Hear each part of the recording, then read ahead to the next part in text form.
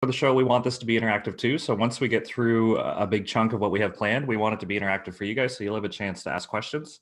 If a question pops up as we're talking, feel free to put it in the chat, and I'll try to just plug it in when Steve's ready and there's a pause. But yeah, questions in the chat till the end, and then more than enough time to finish this with a chance to talk to Steve here. So my name is Josh Nichol. I am an interim coach with Volleyball Canada on the beach side. I'm also the host of the Passin Dimes Podcast. I think that's why I'm here, is just to keep the conversation rolling here. But today's guest, it's all about him today. So he played for Westside Volleyball Club growing up. He went on to play at the University of Winnipeg. He's played professionally indoors in Finland and France. He's been on Team Canada's beach national team and played on the AVP, FIVB, and our Labatt Pro Tour. He got into coaching with the Halton Hurricanes, where he's a provincial and national champion. He's the current head coach of the Brock Badgers, where they are OUA defending silver medalists. Great accomplishment there last year. Who knows how they would have done at nationals? It got stopped short, but I was really excited to see what you guys could do. And today you're going to be talking about competition and putting it into training and seeing it overlap into a game situation. So thanks for doing this. Welcome to the show, Steve Delaney. Thanks, Josh. Thanks for having me. Awesome opportunity to talk to some coaches, and like, I hope that it's a mutual learning experience. I hope I get questions that make me think and will make me a better coach by the time I'm done this hour or so we're hanging out together.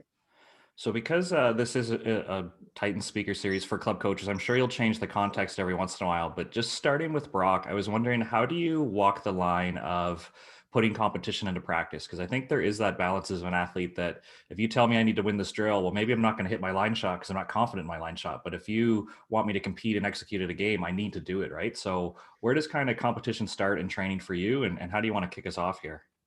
Yeah, so I think that's a great question. I think, in your basic, planning for your season, I mean, you go back to like the coaching locker and all your stuff that you have to do to become certified as a coach. They talk about, your preseason, your midseason, and your obviously your competition phase, which is at the end. I think for me, there's not a lot of competition in like the preseason because we're going over a lot of maybe technical aspects, a lot of tactical aspects, what type of defensive system are we playing? This is how I want everyone to pass. Because, as you, at least at the university level, and it's the same in club, like you're dealing with some new athletes, but hopefully if you're, following a technical system within your club, your athletes have been learning the same passing keys or cues that you've been teaching for the past few years. So, it maybe isn't a review, but when they come to me, they come from Titans, they come from Leaside, they come from HRVC, they come from Pac-Man, they come from everywhere. So what I have to do for the first month of training is talk about the technical keys that we want for each skill, and then teach those. So there's really not a lot of competition then, but as we get closer to, even in the beginning of the season, say October, or it used to be October pre-COVID, we're competitive, but we're still learning, right? We got a chance to go through some preseason, and then, as we're doing that, we're seeing, okay, who's really being able to adapt these cues and bring them into like a match situation. And then when we get into the competition phase, like say, end of November, December's not a big month, but come January, it's full competition. So, you're using this competition piece in practice to sometimes make your decision-making in terms of who you're putting on the court. It was for me last year. I don't know if how we're going to get into it, but I mean, I think maybe a little later on we will. But I use the competition piece in practice to see how it's actually competing under pressure, right? And I'm taking a metrics of, oh, you know what, this person's beating this person in this drill, 3 or 4 times. Then I'll even talk to, especially at the setting position, I'll even talk to the setter. I'm like, you realize she's beat you in 5 out of 6 of the last drills. What is that? How do you feel about that? Is there a reason, and you're trying to make it, even, but I'm big on having an A and a B side. And if my B side setter is beating my A side with players that necessarily aren't starters, then there's a conversation needs to be had with your A side setter and say, look, you realize they're beating you. And, if you're going to be our quarterback, you have to figure out, why is that happening? Are you just working on something, or, here we are. So I think it's definitely more technical in the beginning. And then as the season gets going on, you're a lot more competitive in your drills and your practices. I love how you just mentioned those conversations happening one-to-one, and you don't really single out the athlete too often. But in a team sport, I mean, there's going to be times where you have to stop it and kind of capture that moment, whether it's success or failure. And I'm curious how you navigate that with young athletes, because being singled out in front of your peers, your friends, your teammates, it can be hard, right? So how do you manage those situations? And maybe as a university and a club coach, how would you do that in a drill so you don't kind of lose trust with an athlete or kind of get them to switch off? Yeah, so that's great. A great question. So I try to do it with humor more than like, I mean, back in my day, it was you were coached by fear, right? Like you had a fear of making a mistake, and if you made that mistake, the coach is going to yell at you. It's prevalent in many sports back in the day. I think as I'm dealing with female athletes, I think it's a little different as well. How you communicate with them, but sometimes I'll do it with humor. Like we'll make a situation, or I'll ask a question. I'll say, hey, you hit that one out of bounds. How do you feel about your double arm lift in your approach? How do you think it was? Really, you think it was? Maybe I should film it, right? Or ask a teammate, and just say that. Maybe pull them out of the drill. The odd time, if I'm going to stop a drill and hold someone accountable, it's got to be really quick, and it's not meant, and it's done in a very, with lack of a better term, compassionate way, right? Or maybe it's something that's not a technical, but it's a culture thing or an aspect of your training that you want to hold someone accountable. What I have done in the past is I've told the athlete before the meeting that I'm going to do this and get the reaction, say, hey, look, I'm going to address this is what you did in practice yesterday. I'm going to address it in front of the group because I think it's a great learning piece. I think you're grown up enough and mature enough to handle it. How do you feel? If you have a problem with it, please let me know. And most of the time they'll be like, no problem. Yeah, okay, I get it. And you discuss the reasoning and then you present it to the group and use it as a learning experience. So those are the two ways, like with humor or just letting the athlete know ahead of time. I think those are pretty effective. Awesome. But before we get into some real examples, you've talked about the phase of the season. You've talked about how you communicate with athletes. I was hoping you could just give us kind of a surface level of how you plan your practice, and then we can get into examples, because one thing you and I have talked about is if we have 2 hours of gym time, really that's not a lot of time. Once you welcome the athletes, you get into warm up, and then you add your debrief on the end, you're looking at maybe 90 minutes of compete level, right? So how do you like build this philosophy into your warm up so that's engaging? How do you get into drills? Like just kind of give us like your rough outline, maybe, for if it changes throughout the season, let us know, and then we can start getting into specific drills and activities you really like. Yeah, so we don't want to waste any reps, especially now with COVID, right? So I mean, everyone's going through it. I mean, at Brock, we were slow to get back. So now, like, I'm only practicing with 10 athletes. We're not doing any blocking at the net. So we're trying to maintain, our distancing and that type of thing. So, but in a regular season, I want pressure in practice in terms of something that I like to call consecutive sequencing.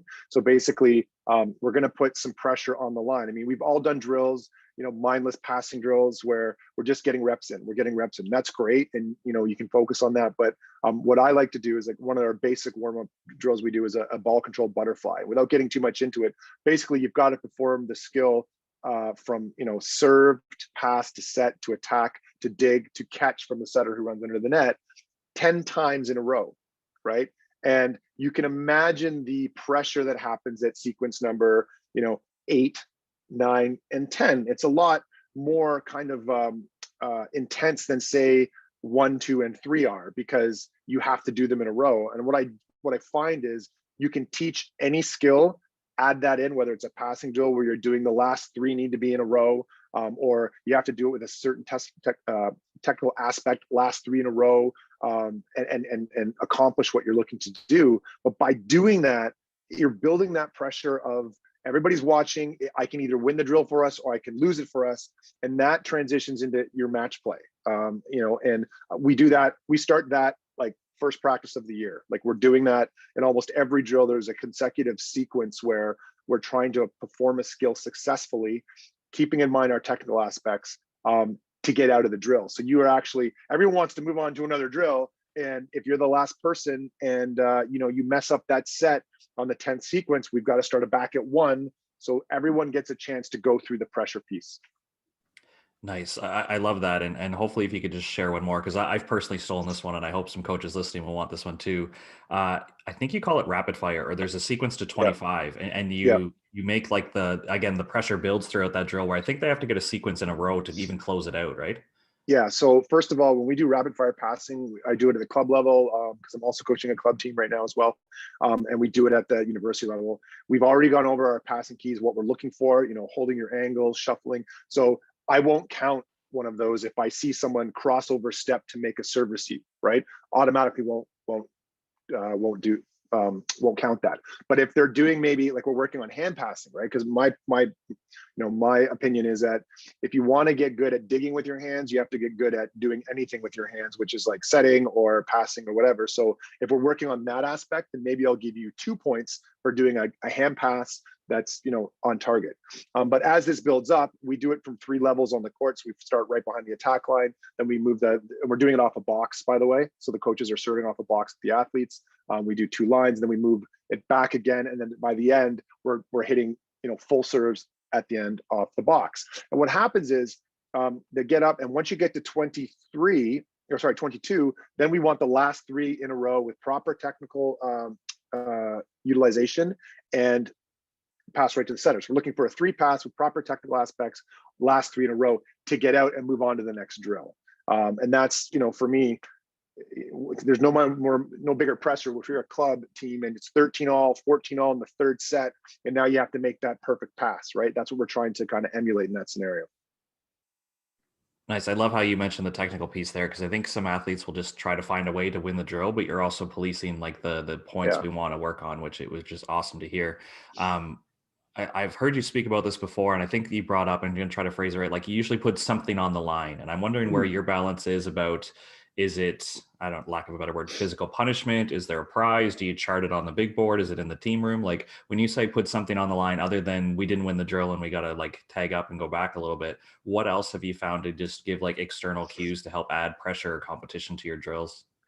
Yeah, well, anytime you put something on the line, like, okay, so yeah, I've done court runs, burpees, but I've also done like booster juice.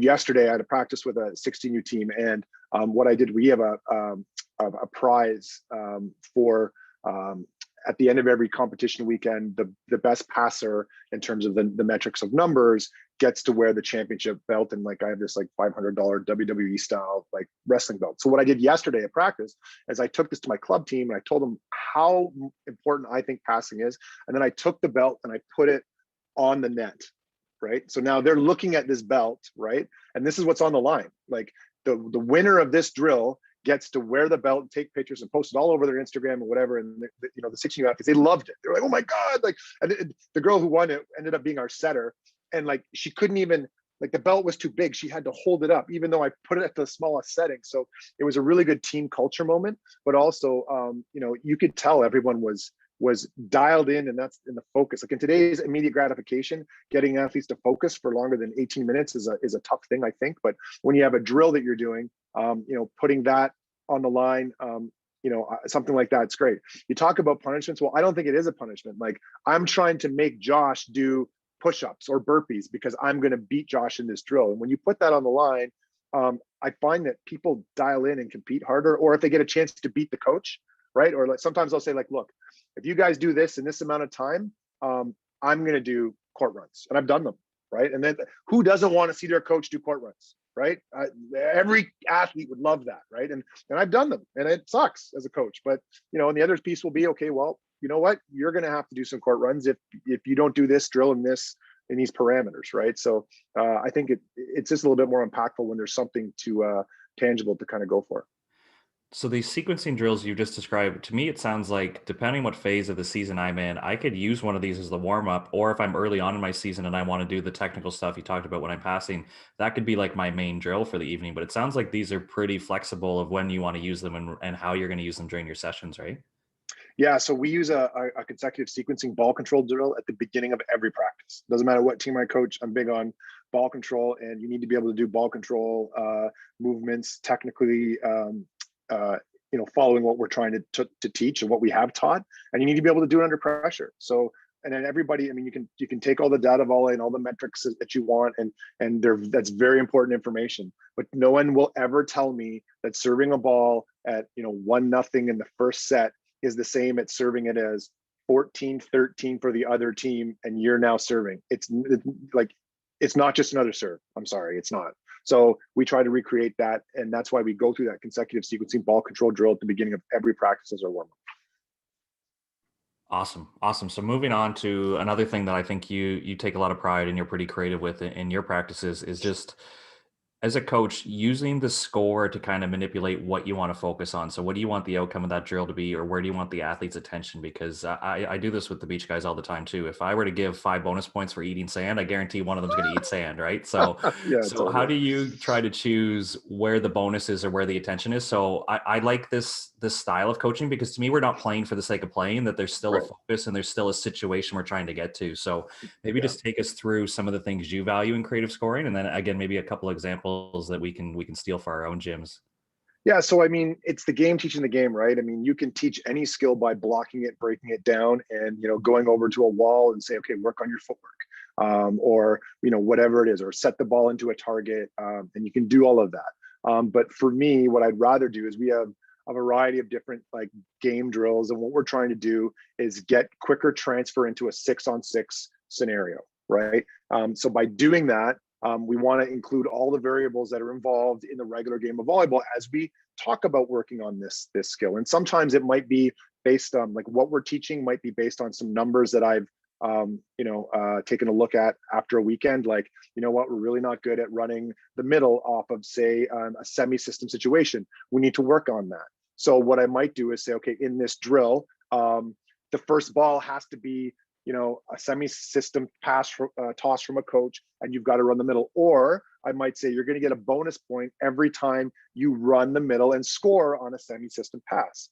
So that might be an example. One of the things when I was teaching the push wipe was, you get to go and push wipe off the block, and that's worth 2 points, right?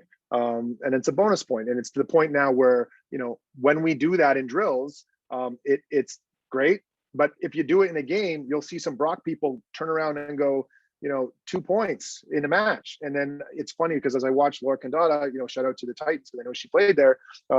She sent me a video of herself doing a push wipe in like her third or fourth pro game in Switzerland. It's something that she learned in our gym, right? So it transitions into gameplay faster if you can teach it in gameplay. And certain things, like I didn't just teach the push wipe by doing it in the game. What I did is I did block it for maybe 5 minutes just to get the footwork and the mechanics down, and then as quickly as possible right back into the game scenario. So I think you can find creative scoring ways to teach the game, whether it's you're teaching a right foot pivot move to your setter, and every time they do that and we score, we get a point, or every time we run back row in system, we get an extra point, or every time your libero does an out of system set, there's an extra point, whatever it might be. But you can be creative with it, and you can use the same drill and just change the scoring. And the good news about doing that is you don't have to explain what the drill is every time. Like we'll come in, we'll say, okay, we're doing a 3-ball drill, or we're doing opposite volleyball. Bonus points are this, this, and this. And sometimes I'll actually go to the athletes and ask them, what should our bonus points be? Every time we get a pancake dig is a bonus point, and we transition it out. Every time we get a cup, and it's actually cool because now they feel like they're having a say in creating the drill. That's all great stuff. I just stole more ideas here. And I like how you mentioned, like, you drill it first so the athlete has a clear understanding of what the skill is, and then we're going to do it at game speed. You just don't imagine these things like we've never done it, and then they have to do it, right? Right. About a year ago, I'd say this took the sports world by storm, and it was The Last Dance. And I noticed you do this drill as well, where Michael Jordan's coaches used to let him start the drill and then trade him to the other team, so he'd have to come back from behind. And I noticed, like, you're a big A versus B side, or ones versus twos, and then sometimes you'll manipulate the score where one side has to come back from a deficit, right? So, Yeah. what do you like about that drill, and have you found that it actually transfers to match play? Yeah. Well, I mean, it's great when you can go, if you're doing a drill where we're saying, okay, team A versus team B. So let's, for this conversation, assume team A is your starters. And let's, team B is obviously not. Let's say team A has, 15 points, team B has 20 points, and you've got to try to win the drill. So obviously it's hard to come back with that type of deficit. And the B side's like, well, look, we have this advantage. We all want to end up on the A side at some point. So we've got to show that we can beat with the lead. So they're really amped up to accomplish, the drill and win the drill. And team A is like, well, we want to stay here and we want to show that we can, come back and overcome this deficit. And I'll tell you, it's amazing when you've done that drill, your team A has been successful at doing it, and you can call a timeout when it's happening actually to you in a match and say, team, We've worked on this in practice. It's no different. Look at the score. We've done it 100 times or 20 times or whatever. You know you can do it. Then with that, I'll give a couple tactical pieces as to what we're going to do. We're going to serve here. We're going to watch for the tip here. We're going to do that, and then let them go. And it gives them confidence because they know they've done it, right? They know they can do. Yes, it's against a totally different group of people, but they understand the concept of looking at the scoreboard in practice. You have to have a scoreboard, by the way. It's to keep the score in an abstract in your head. For me, anyway, my opinion isn't good enough. They need to be able to look over and actually see it. I think that really helps as well. Yeah, I like how the players have the score to look at, and obviously you're giving feedback, but I think you and the coaching staff, you guys are charting this, right? So I don't know if you're a competitive cauldron guy. I noticed, I think when I heard you speak before, you have an error board, but like this is something that helps make decisions. Because I think if I'm on the two side, but I know that my coach is paying attention, that if I win this drill enough, I'm going to be a starter. Like playing time isn't a charity here, but I know I can still earn the spot. So what are some ways that you pay attention to that without having to, go back and watch a 2-hour club practice at night to figure out who won every drill? But how are you being aware of what you're measuring? And then when it's time to maybe make a roster change or something, like what are some things you look for to make informed decisions during the match based on some of these competitions you're running in practice? So, I mean, wins and losses is huge, the type of errors an athlete's making. So you kind of, with the error board, the first thing I'll say about the error board, so basically you can't just start doing that for athletes, right? My recommendation is do the error board with everybody once or twice first, so everyone has experienced it before. But then when you're getting closer to your end of your season, where now it's like say provincials and nationals, and you really have to figure out what you want to do if it's close, right? A lot of coaches already know, but sometimes the error board's also good if you don't have buy-in from that number 2 player, right? You could say, well, if they have that conversation, well, coach, why am I not playing? Why am I not starting? You can show things like your numbers in a game, and you can show your numbers in a practice. And that's one of the things where, if I'm looking over and it's just a simple like tick, like 1, 2, 3, 4, 5, 1, 2, 3, 4, 5, if you've got a ton of errors over here, we have that conversation. But what the error board does, it puts more pressure as well, right? Because now any error you make, which for us, it's like a ball handling error, a shank pass, a hitting error, sometimes at the end of the season, I won't put getting blocked in there, even though it is an error. But I think I want my athletes, I don't want them afraid of getting blocked. Like blocking is a tough skill. If you think about, the best matches, you might have 15 blocks in a match, which is like 15 points in a match. And that's not a ton. And that's a really good blocking match for a team, right? So normally, at least for us, we might have 8 or 9, and that's a good match for us. So it's not like, I don't want you to be like the hitter has the advantage. So anyway, we talk about the types of errors that an athlete's making, and some are, if it's a basic ball control error or or an unforced error you're making, those are obviously worse than you kind of hitting the ball out of bounds by just a foot, right? Hitting ball into the net, no chance. Hitting the ball out of bounds, maybe someone touched it, right? Those are the type of things. Serving in the net, serving out of bounds, like missing your serving target isn't a service error, right? But we want you to hit the target that we're going for. So, I also talk about that with my assistant coaches. Like, are you seeing the same things I'm seeing? And they have an input on that as well. I get the deciding factor, but I want their opinion. And then if I can say to an athlete at the end of a stretch of matches, say, well, here's what we're noticing in practice. Here's the errors you're making in practice. Here's what you're doing in a game. And then it's just better to get buy-in as to that athlete knowing that they have to improve on this metric, whatever it may be: passing, serving, managing the ball, that type of thing. Yeah, I love how you have clear objectives for that. Because if I'm playing 6 for you and a ball goes off the blocker and I chase it into the sideline and I shank that's not the same as shanking a dig in a one-on-one situation. I didn't step up into the middle of 6 and dig the ball, right? So right. It's really important that everybody in the gym knows what like the common dig is for us and why that you didn't execute versus like there's some extraordinary stuff that you're just gonna maybe not make that play with effort, right? For sure. Now, in practice, have you ever made the change? Like, how often do you stick with your A's and B's? Like, if you run a drill and then say you want to run that same one back, are you saying Josh and Jordan switch sides? Like, we're switching middles or we're switching setters? Like, how do you find in practice changing like your 1s versus 2s? Yeah, it's a great question. So yes, we change them up. A lot of it could be just because I want to see how this middle hits off that setter. But there's some athletes that maybe never make it over to the B side. And there's some B athletes that maybe never make it over to the A side. And I'm happy to have that conversation with them as to why. And obviously, as your season kind of grows, the switching back and forth happens a lot less, because you're probably shortening your bench as you become into the playoff scenario for us at university. But I definitely do it. The setters is one I make all the time, and I recommend. Like, I actually have 3 setters now, but for example, the one setter won't do it yet because she was actually supposed to redshirt this year. So my 2 ones that are going to be doing it, because you might have an injured setter. So if your B setter has never had any experience in pressure situations with your A side, that's a problem. So you need to make sure. So that's the one I make the most. Also, liberos, that can happen too. I make those the most. So those are the easy ones. It also depends on your personnel too, because if you only have, say, 3 middles in the club situation, you're probably best to rotate them all through the A side, right? Depending on how big your roster is, at least at some point, because you need that middle, even if it's your 3rd middle, having a connection with both setters, right? Not just the one they're constantly playing with. And you've mentioned a few times just in our conversation here about you're willing to have these conversations, but are you speaking to the team at the start of the year saying this is the timing for this conversation? Because to me, you don't want it to blow up in the middle of practice and that becomes a distraction. You can't really take the time to talk about it, right? So how are you kind of massaging those situations that says, I'm going to listen and you can have your say and I'm going to have the answer for you, but don't do it between sets on game day and don't do it in the middle of my practice because now we're wasting time. Like, how do you plan for those opportunities?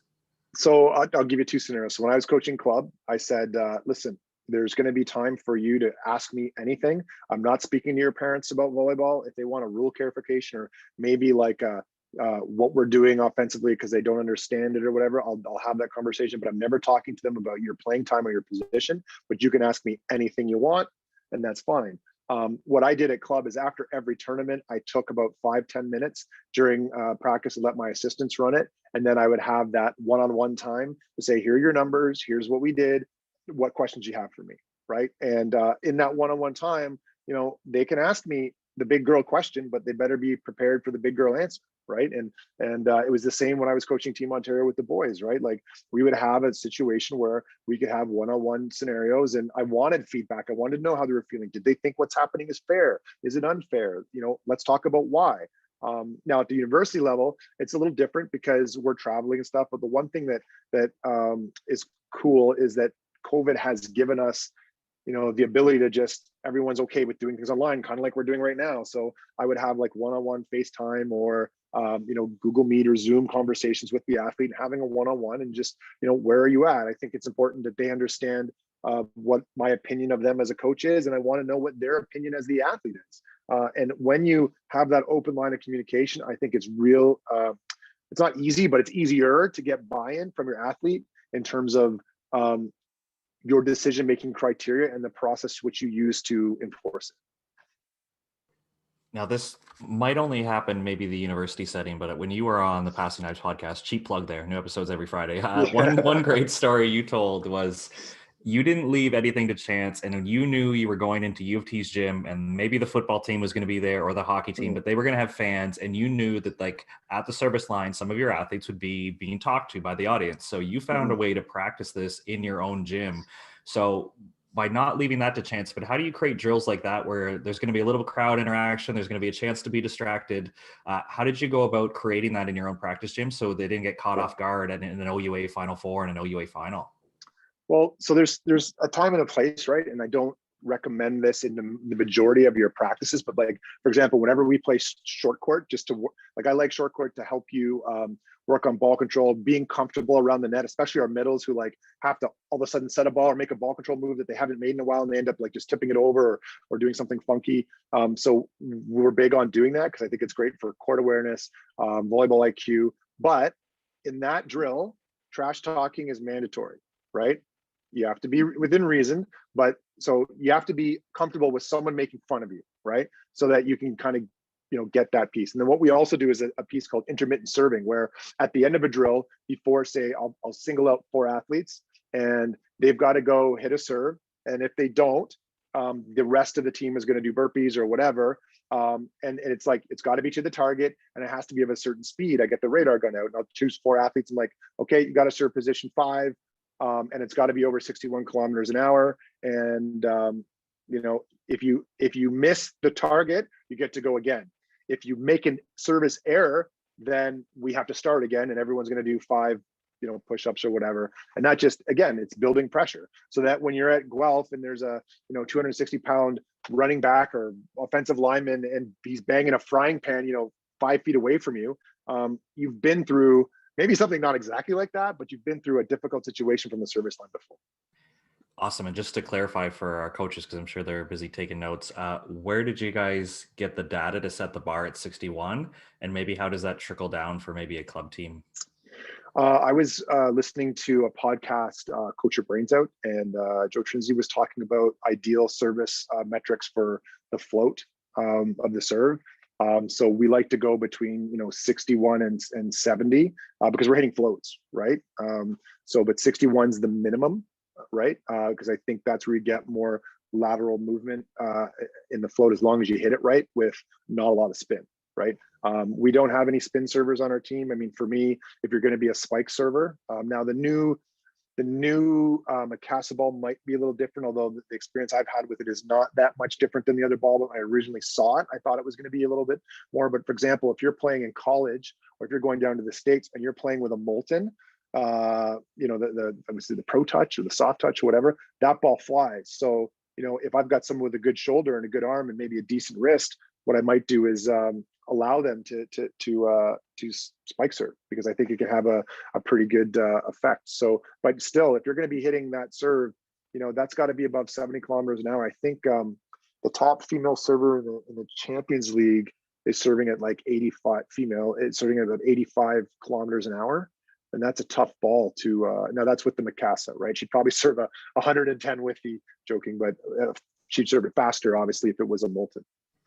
Yeah, it's just great to have that data because everything I've read is one, float is not an accident. There is an optimal speed. Yeah. Like our beach ball, it's above 56. And then having access to people like Carrie McDonald and the Volleyball Canada community, like the spin serve, if like you said, on the women's game, she's hitting at 85. So in the women's game, if you're hitting your spin serve at 60, you're basically playing pepper across the net. It's not going to get it done, right? So then you would coach that athlete to be a float server essentially. So just for club coaches listening, it's just to give you a baseline, and you can do like a mini study in your gym and say what speed did the ball move or whatever. But I think it's good to have a baseline that challenges them to reach a certain speed.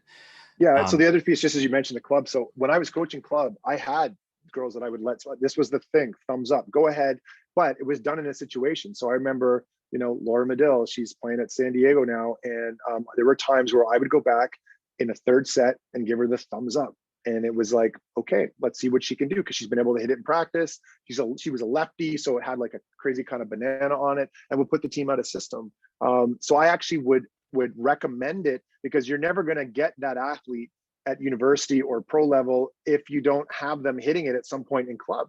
So it's the development piece over the winning piece, and they're going to blow some into the referee stand and out of bounds, and spill some coffee, and that's just the way it's going to be. But when I was there was one girl who I had who she had a problem putting in a jump float. So I said, you know what, you got a great arm. We're just going to let you swing away, and you'll be our one serve. And she blew a lot out, and her efficiency wasn't great because my evaluation of what we're looking for at the university level, what we're looking for in terms of serving metrics in the club level are different. So I would definitely I would recommend going after it a little bit more if you've got someone who you think can do it effectively in the club level.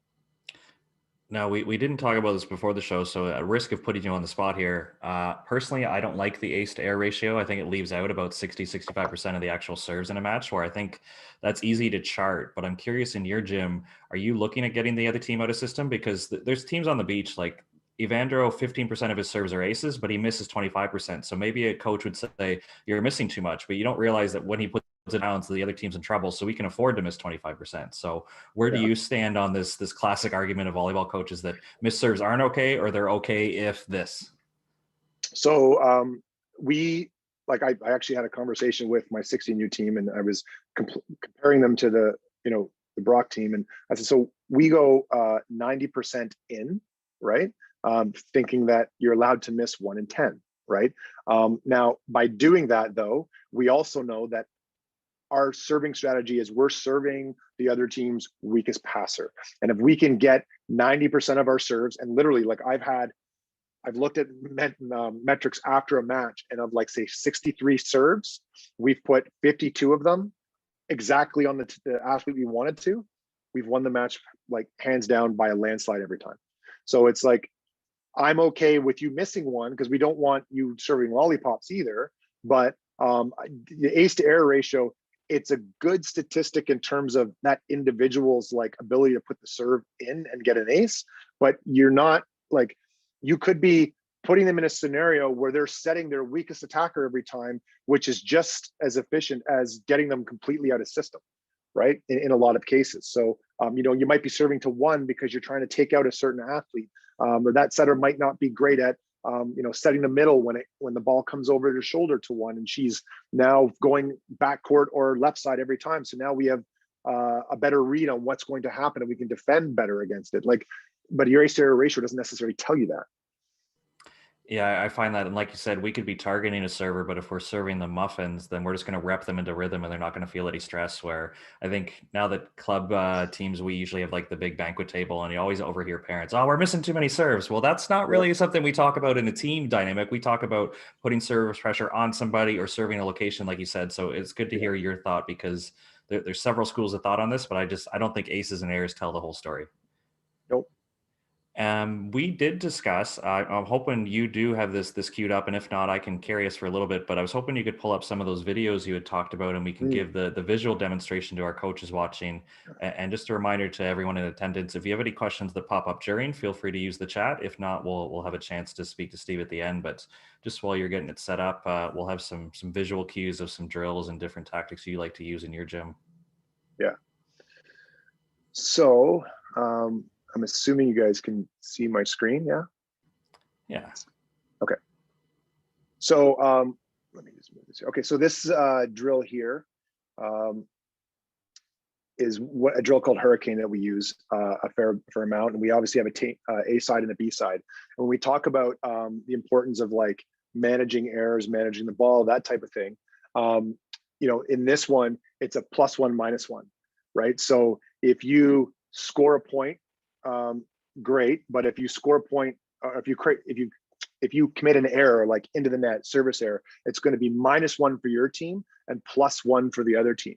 So it just brings that kind of awareness and the mindfulness of like, oh, an error at this point is pretty tough. And like, we started at 18, and what happens is you get to work on closing out a match, because obviously, as we mentioned, from 0 to 15, 16, 17 are points. But when you start getting close to that 20 mark, that's where the game is usually won and lost in a lot of situations. Like, I've seen teams be up 23-18 and lose, right? So how do you create pressure so that sometimes you get to 23 and it's, oh my God, we have it. You take your foot off the gas, and then all of a sudden they get to 21, 22, and now you're playing not to lose because you thought you already had won. So, we do that a lot. This particular drill starts with a serve, and then another ball comes in. And then what happens is, we'll just keep score from there. And sometimes I'll keep another tally over on the side to see what the actual error is. And that way we can go back and review it after the fact. So I'll blow this up here and I'll just play it and we can see.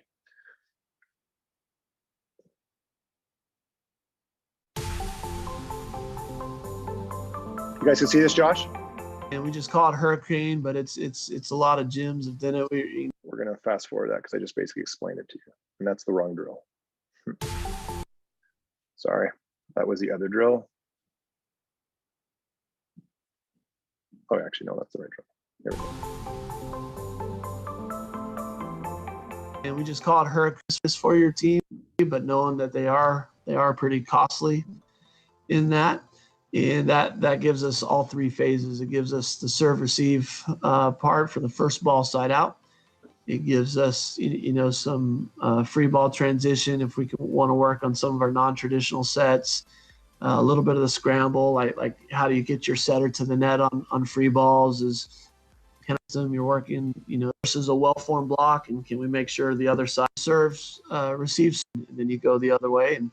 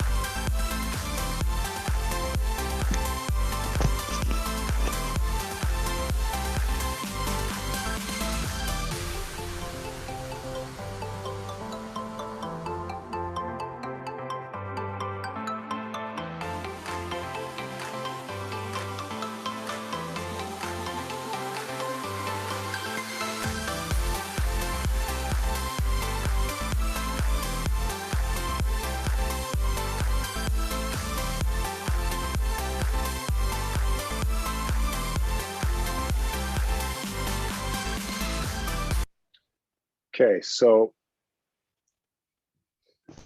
the other drill that, I mean, we use a lot of drills, obviously, but I like these because of the scoring.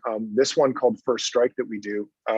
Basically, the idea is you have your A side and your B side, and you want your A side to get 7 first ball side outs in a row before the other team gets 3 consecutive stops in a row. So the idea is you get really good at first ball side outs, or you put a lot of pressure on your first ball side out, which is a tough thing in the women's game, especially, right?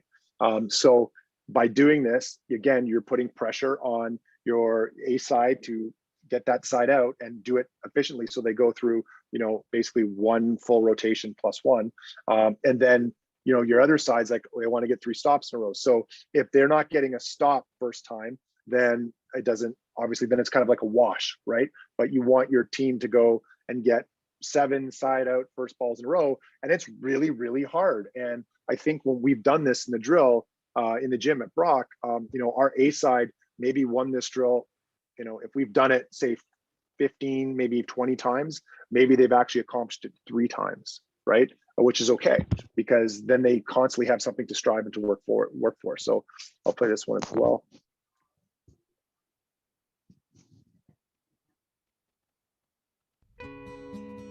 Side out first and alley to get these kills.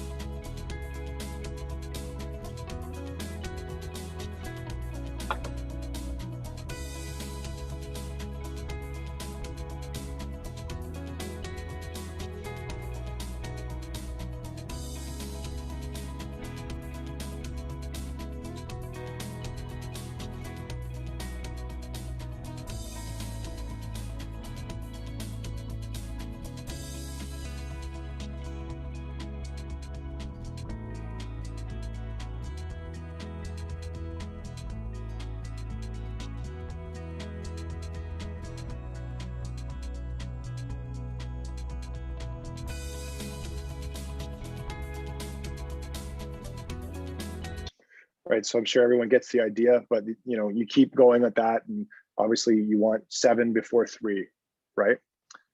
So the other one that I like to talk about, and if your team's ever getting cocky or they just won a tournament, and you come in and you decide that like they're just maybe not going for it and they think they're great.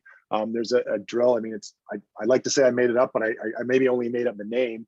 But the idea is, I call it, you can't beat nobody. And if you just take 6 athletes, okay, in position, put them on the other side of the court and serve balls at them and tell them they have to get 6 side outs, right, before the serving team gets 10. And what constitutes a side out is not a tip, right? But they basically have to go up, hit the ball inbounds without touching the net, and see how long it takes your athletes to do it. I've had the teams that that have been really great and been won provincial gold medals, and this drill is really hard for them.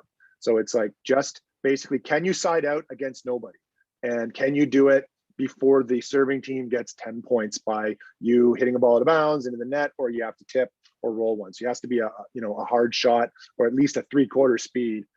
It's really good for ball control, but it lets them kind of realize that like this volleyball game's harder than you thought, and you better keep working to get better at it, type thing. So anyways, those are the drills that I quickly wanted to show there. No, that's awesome. And I'm curious, with so much information and you can really get into these rabbit holes and find different stuff online. How do you walk the line from, oh, that's really cool that Baylor runs this drill or Tom Black runs this drill? How do you filter out and say, this is going to work in my gym? Yeah. Well, I mean, if you're running a drill where, Baylor, they've got like a left side or right side that's touching like almost 11 feet. I don't have that. right? I don't know. There's lots. So if I'm going to run a drill where it's the scoring's based on, hitting the pipe or the C ball effectively, it's just, you have to transition it into your gym and really think about how it will transition towards your athletes. And you know what? It might not. You might try it and be like, Like I remember the first time I was trying first strike, I could just see the athletes going, "Oh my God, this is so hard." I'm like, yeah, and so is volleyball. And I'm not going to hide you from the hard, right? Because you could be playing U of T or Alberta or somebody, and you could be down. I mean, it happened. Like we were playing Guelph and we were down 9-3 in the fifth set. That's hard to come back from, but we did it. And we were able to win that match by doing that. So, making it harder in practice. The other piece I like to do is the warrior ending. So if one team's at a point in the drill where they're about to win, whatever the score is, you say, okay, look, warrior ending. Josh is at left side. Josh is our warrior. The ball has to go to him. The other team knows the ball's going to him. So now how good is the other team at stopping Josh when they know the ball's going to him? And then we need to be able to efficiently side out. And this puts the pressure on Josh now. Like, Josh, everybody knows the ball's going to you. You got to find a way to score. And if you don't do that, it might be, we might be playing to 15 and we're at 14. The other team could be at 11. But now it gives the other team a chance to catch up. And every rep is now really important. Every sequence, every skill, every touch of the volleyball is that much more important. And then if that other team should catch up, then they have to sit there and now they have to warrior out. And that's what we call warrioring out of the drill. I find that exact situation I told you about ended up with a girl who was not starting at the time. She'd been in the warrior during that week of practice, and it was marvelous to see her go up with her first attempt at winning the match for us and getting that kill to the floor and winning that match. And I believe that the warrior ending really helped her and helped our team throughout that week prepping for that match. Amazing.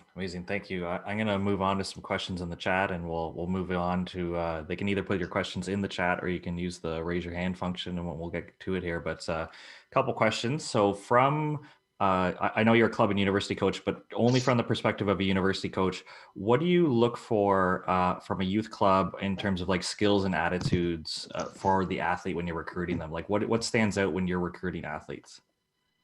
The first thing I'm looking at is body language. Obviously, I mean, if you've got an athlete that's, touching 10 feet, jumping high, or really good at reception or defense, they're going to stand out already. So if it's an athlete that we're interested in, we're looking for sound, obviously, technical aspects of the game. There's a physicality piece, obviously, that we like to see. I'm big on shoulder. I will take an athlete with a good shoulder over one that's touching 10 feet. If you've got great ball control, good volleyball IQ, and a good shoulder, then that's what I want in, say, left side, right? Maybe even a right side. But in terms of like the intangibles that you sometimes don't see, I'm watching how you're communicating with your teammates. What do you look like when you're not on the court? How are you talking to your parents in the hallway? How do you react to your coach? How do you react to a bad call? These are all the things that, I'm watching for. And that's just me. Other coaches might not care about any of that, but that's, mainly what I'm looking at. If I know that we're interested in the athlete, that's the second step, is all this intangible piece. What type of a person are they? And as a university coach, when you're in the OVA gym system and just looking around, what would be your definition of club success? Like, are you a university coach who only wants to watch like tier 1 or stuff like that? Or what can like club coaches do to show that they know their stuff and it's just not all going to be about like the medals at the end of the day? So, I mean, that's a really good, a good point. I've had athletes that necessarily, so if we talk about the levels of premier, right? I like recruiting athletes who have been playing in the premier division, because I believe there's a certain culture that comes with that. But doesn't mean I haven't recruited athletes that haven't been. I've got one this year. I had one last year. Those athletes that we're looking for usually stand out at those other levels, but eventually, like, it's a big gap, not only in the training, but also in the level, if you're going, say, from, say, Trillium all the way up to the premier scenario. So it's not necessarily about wins and losses, but it is about, is your team improving? Did you start and select and end up in premier? Then that means you've improved. You might not have a medal in premier, but you've improved as a group. And I think that builds great team chemistry. It helps you become a better coach because you're figuring out what worked or what didn't. But I'm watching for the improvement in an athlete, the coachability, because if your athletes are improving, it's usually because they're getting better because you're a good coach and they're coachable, which is some athletes aren't coachable. What does recruiting look like for you this season? So you may have had a big piece of radar on like the ones who are in 18s and they're going to lose their season. But for the 17s and 16s, how are you adjusting or keeping up with recruiting for athletes that you weren't able to see this season? Yeah, it's tough because with COVID, like we're not even supposed to be doing any in-person recruiting. But what I'm looking at is the athletes that we had on our radar before, but also it's weird to think this, but I get emails every single day from an athlete anywhere in Canada, sometimes from Europe, sometimes from the States, that are interested in the program. It doesn't mean they want to come to Brock 100%, but they want to start a dialogue. And my advice would be start sooner, because like I'm getting email. I got one this morning for an athlete that wants to come next year. I'm done. We have 4 recruits coming in, and the last one I got, we didn't even really need it, but I was like, you know what, I like this athlete. We're going to take her. So I would say that the earlier you start, the better. Get your short list down to say 5 schools by the time you're in your 17U year, and then spend that year figuring out what's your top 3, and then you can make your choice from there. Because most athletes want to know maybe before their 18 year. And if you're looking at the States, it's even more important to know sooner because their recruiting is usually done by the time you're in 17U. So if you want to go to the States, and now there's exceptions to everything, but the top, say 50, maybe even 75 schools, they've usually got their roster set up and their recruiting classes set up with at least a verbal or something by the time the athlete's in 17U.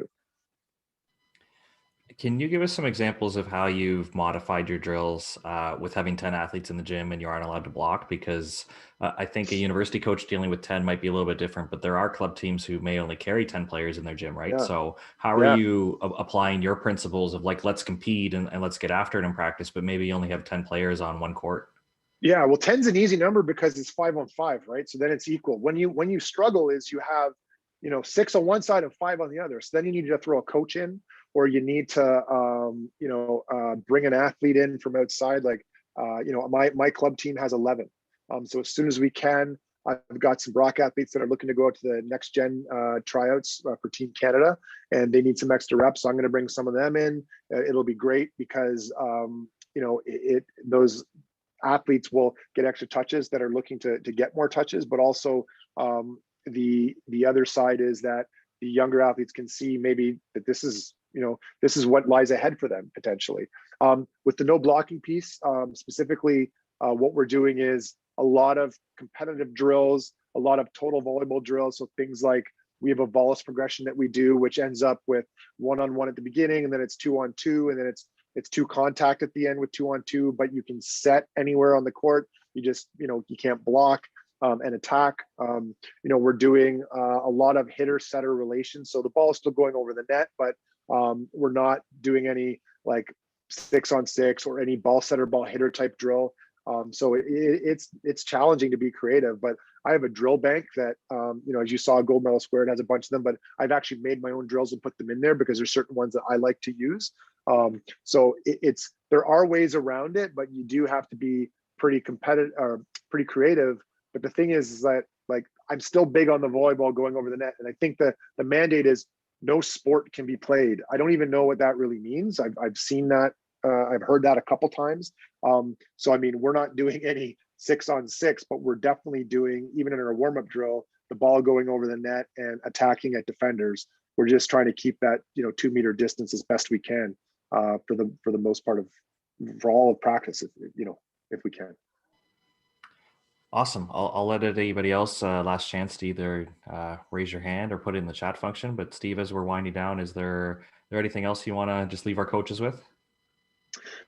The first thing I'd say is like some of the stuff I've gotten from somebody else, some of the stuff's from my experience. And it's going to be like the one thing I know is I don't know everything, and I'm going to be a lifelong learner and continuing to get better. And I recommend, if I can say anything to the coaches, keep learning, right? And don't ever think, I mean, no one ever thinks they know it all, but keep your open mind to everything, and understand that like your coaching philosophy and even the way you train is going to change over time as the game changes. I mean, we're now talking about stuff like liberos and sub rules that are different. When I started playing, there was no libero.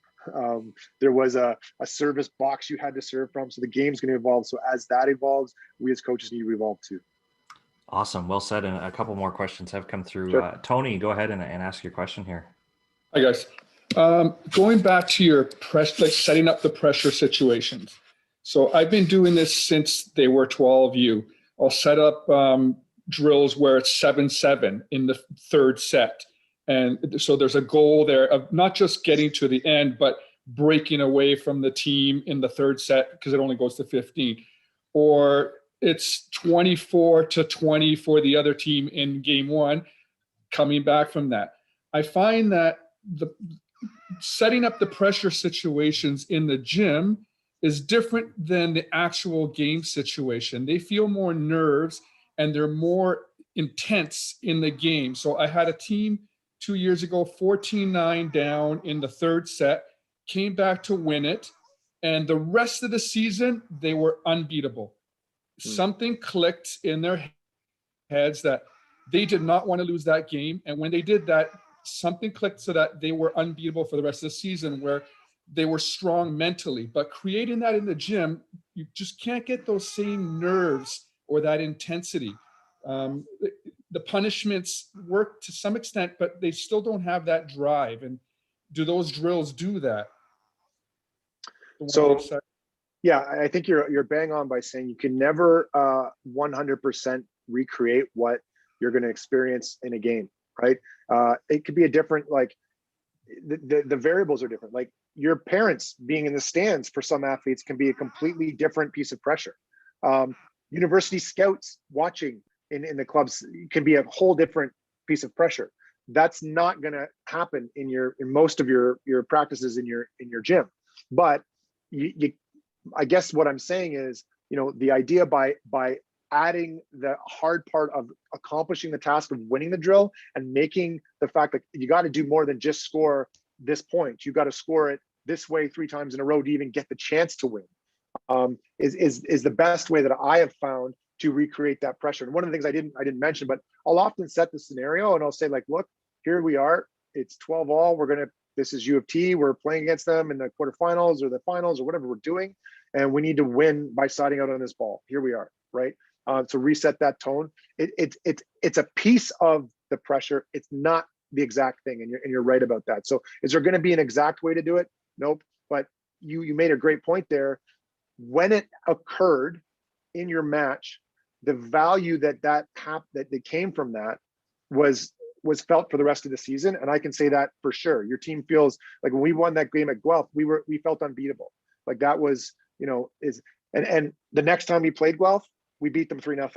It's like kind of like what we talk about is taking another team's hope. So if they have you up against the ropes and you still find a way to make it happen, that's really impactful the next time you're playing that team. But yeah, you can't completely duplicate it, but putting pressure in a drill, I think is a great step in the right direction.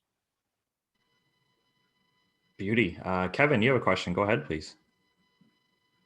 Hi. Yeah, my question is this: when you're trying to balance the technical progression and the competitive progression, and I understand that the university seasons have a little bit more of a flow to them when you can kind of play a sort of league season. When you're in the club season and there can be so much pressure on individual tournaments that the pressure doesn't really fade if you're trying to get to select from Premier or make Division 1 or whatever you're trying to do. The first tournament sometimes it seems like can make or break your year. How as a club coach for you do you balance the technical progression of them but having them ready to compete almost all the time? Yeah, so I mean, I think that the big piece is like a lot of the technical stuff gets talked about in practice and performed in practice. In a match, in a tournament where you've got to win this match to get up, to move up, for sure, you're not really hammering home on the technical pieces. At least I didn't, but I would come back and maybe breaks down some film with athlete. This is where film can be great, and say like look at your angle on your platform when you're passing here. It's pointed towards the roof. Where did the ball go? Towards the roof. Or, look at your crossover step here as you're moving to the inside of the court to pass the ball. We talked about you shuffling and not doing that. I'm not doing that because I don't want the athlete thinking about the technical aspect in a match, right? So the way that you have to really divide it from match to practice. Hammer home the technical aspects in the practice and get them in game situation in the practice as soon as you can. And that's scientifically been shown to have quicker transfer into your match scenario. So that's what I did, but I feel your pain, man, because it definitely at that scenario, it's a big pressure piece because you want to move up, or maybe it's a medal round or whatever you're doing. And, you're like, oh, that athlete's really not doing the technical aspect we talked about. But you definitely want to reiterate that at your first chance when the money's not on the line, so to speak. So you can't abandon it and just go, hey, you know what, this person's just never going to have this type of platform when they're passing, or the setter's never going to do this right foot pivot move in a game situation. And that's something that I would really hammer home in practice. And the fact is, you only get twice a week, maybe 3 times a week. So it's tougher and it takes longer. At least for me, I get 4 or 5 practices a week with my athletes, right? So I get more time with them. It's harder to do definitely in the club scenario. Steve, I was wondering if you could just circle back and just so our coaches here have the details. You use Gold Medal Squared to look at drills and to continue learning and things like that. And then is that where you store your drills for your drill bank, or is that another system that you use to keep that all organized? Just to confirm for any coaches who want to check this out on their own. Yeah, so I make I love the way a practice plan looks after you're done in Gold Medal Squared. So I actually put my drills into there, the ones I made up. But you can take one of their drills and just change the scoring, or we did a drill on Friday, which is an outside hitter drill. I just removed the middle player and I had them. It was just an outside drill. So it's a great platform.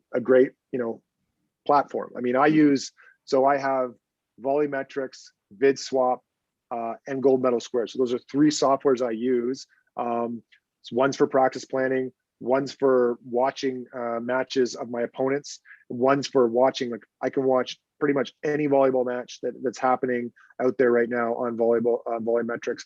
Not only that, they break down the stats of all those matches as well. So I'm kind of in love with Imoco Camiligano from Italy. It's a women's team. I recommend you check them out. There are 52 matches in a row where they haven't lost, and they're running a super fast offense. They've got a right side that touches 11-4, and she's crazy, and it's just a fantastic level to watch. And I don't try to put that with my team right away, but I think that keeping all these resources, and there's others out there too. Don't get me wrong. There's the Art of Coaching. There's a number of different things, podcasts, out there. Listen to as many as you can, because there's a lot of ideas out there, and the more resources, the better. Awesome. And this isn't a commercial for them. I'm just curious. Do you know the subscription fee right now for Gold Medal Squared? Because I believe it is a paywall behind it, right? Yeah. So I think what is it? I think it's $20 a month for the Gold Medal Squared, and it has drills for every skill. You practice planning, a bunch of stuff, right? A bunch of stuff. Awesome.